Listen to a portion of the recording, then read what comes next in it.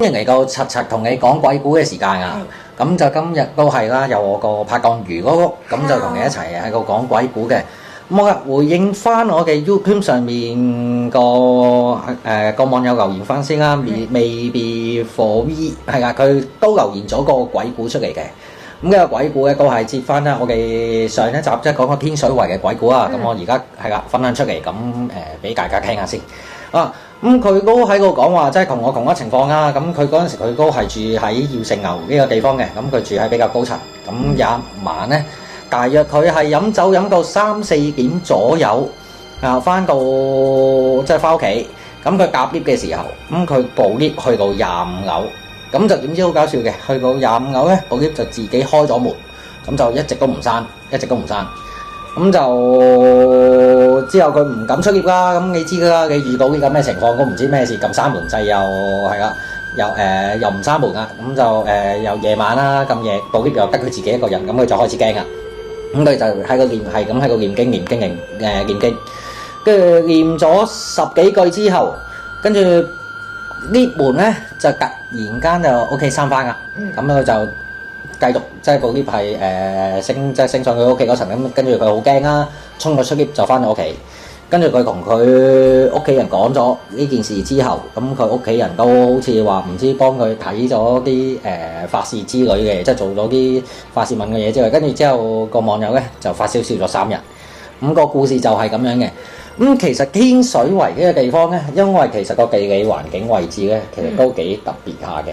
係啊，咁因為佢係位於元朗同埋屯門中間。咁若果住得耐嘅聽眾係啊，都知道啱啱早期嘅天水圍係交通好唔方便嘅。咁其實有好多街童啊，即係有個命案，即係有個街童喺街嗰個，即係成日流連啊，即係玩啊咁樣。咁同埋有好多命案發生，所以天水圍咧就係俾人譽為一個叫做悲情城市，係啊。咁同埋一樣嘢就係天耀村嘅地方咧，就係都會比較發生，即係叫做，因為佢太舊條村，咁都會係發生比較多呢啲叫做命案嘅。咁就尤其是最轟動嗰件事咧，就係2004年嘅家庭倫常慘劇。咁就有3個人不幸咁樣離世咗嘅。好啦，呢個故事我哋再搜集多啲資料，我哋睇下嚟緊嘅集數之後，我哋再一齊探討下呢個故事啦。咁好啦，咁今晚其實我哋我都仲有另一個即係關於係天水圍嘅鬼嘅靈異故事想分享俾大家嘅。咁呢個靈異故事咧，咁就都係發生喺我朋友身上。咁就試完一樣嘢。咁佢嗰段時期啊，我朋友同我講翻啊，佢嗰段時期咁啱佢嫲嫲就過咗身啦，即係第7日，咁就求七。咁佢屋企咧就自己瞓一間房嘅。咁我唔知佢啲即係家庭嘅即係屋企人嘅關係係點樣啦。佢阿媽就同佢家姐瞓一間房。咁嗰陣時佢阿爸咧就自己瞓喺廳嗰張梳化床嘅。咁就啱啱喺佢嫲嫲過世即係過身嘅第7日。咁佢就夜晚凌晨1-2點左右，咁佢就瞓下覺，突然間好急啊，上去廁所。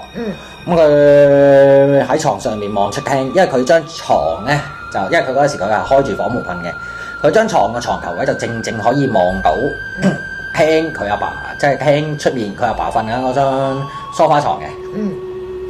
佢就望到佢阿爸即係嗰張梳化床後面企咗一團即係白色，即係好似人形嘅嘢，即係咁樣啦。佢就話係咪佢嫲嫲咧？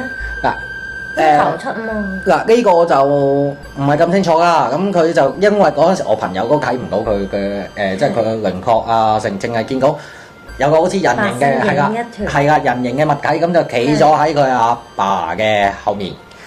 係啊，佢當時因為佢太細個啊，嗰陣時佢梗係10零歲嘅啫。咁就佢好驚。當然忍啊，即係大屁吸個頭，即係忍到已經係即係第2朝先至去啦，即係乜嘢都唔理啦。咁就事後佢將呢件事咧就講翻俾佢屋企人聽，跟住佢屋企人都話唔好理啦，即係咪你眼花啊？即係又話點啊成啊，即係呢啲嘢啦。發生呢件事之後，咁咧佢就我聽我朋友講話，佢就發燒咗，我諗大約成個禮拜。咁係啦，成個禮拜咁佢屋企都即係有幫佢去廟嗰度，即係係啊，即係話實啊，因為我唔知道咁清楚，佢淨係咁講咗啲係啦，呢啲又話發燒咗成個禮拜俾我聽嘅啫。通常人哋話如果撞到嘢嘅話咧，都會大病幾日。你嗰次即係集體撞鬼有冇？咁又未朋友有冇病啊？或者你自己有冇病咧？咁又冇喎，可能嗰次我真係好彩啦，係啊，咁就冇事發生嘅。係啊，咁反而咧，我都有個頭七嘅故事可以分享，親身經歷嚟嘅。咦，好喎，分享出嚟聽下，係噶，俾我啲觀眾係噶聽聽。咁咧，我親身經歷嚟嘅。咁因為我媽咪咧就好早就死咗噶啦，佢40歲左右啦。咁我哋嗰陣時仲係好細個嘅啫。咁係病死嘅。內臟器官衰竭咁樣，佢病之前嘅1年咧都係好辛苦嘅，病到行唔到路啊嗰啲，然之後入咗醫院之後1個月之後就死。不過其實期間咧，佢其實已經係大部分係冇意識㗎啦。咁人哋話死咗之後，其實未必話真係7日之後就係頭七嘅。我係有師傅計過，幾時先係頭七嘅。咁咧，但我媽咪死嗰日咧，我反而咧就已經係聽到，即係我同我細路啦，同埋我爸爸住啦，咁我媽咪死咗啦嘛。咁我媽咪死嗰日，我哋探完媽咪啦，因為啲醫院幫佢即係死咗，然之後就要幫佢抹身啊，然之後再約時間去火化或者安葬啊呢啲嘢噶嘛。但係我哋嗰晚翻到屋企之後咧，臨瞓大約11點到啦。我同細佬已經喺床上面㗎啦，但係咧，我哋一人一間房嘅，爸爸一間房，我一間房，我細佬一間房。我同我細佬，我係靠窗邊嘅，我細佬就靠門口嗰邊，所以佢嗰個冇窗嘅。但係第二朝早，我都問細佬你有冇聽到啊？